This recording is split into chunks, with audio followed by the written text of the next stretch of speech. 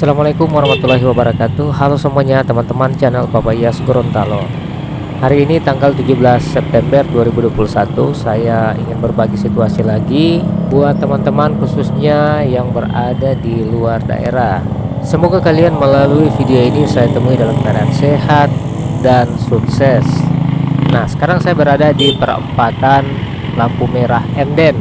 Posisi saya saat ini dari arah Siendeng dan Biau atau Masjid Kunto, dan saya menuju ke arah utara. Nah, kalian akan saya ajak menuju ke pusat pertokoan. Kita akan belok kanan menyusuri Jalan Raja Iato ini, teman-teman.